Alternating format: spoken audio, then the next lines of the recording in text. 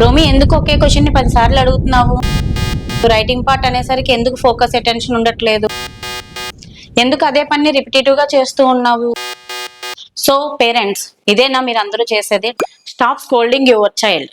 Scolding explaining ఇది అనేది ఒక లూప్, ఎప్పటికీ ఎండ్ కాదు.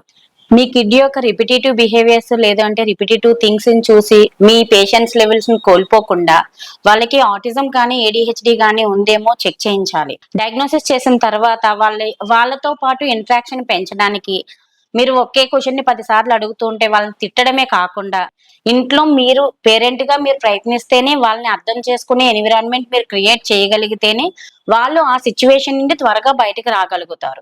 అలా కాకుండా మీరు ఎప్పుడైతే వాళ్ళని మాటిమాటికి స్కోల్ చేస్తూ ఉంటారో లేదంటే ఎక్స్ప్లెయిన్ చేస్తూ ఉంటారో వాళ్ళని మీరే డిమోటివేట్ చేస్తున్నట్టు ఫీల్ అవుతారు పిల్లలు.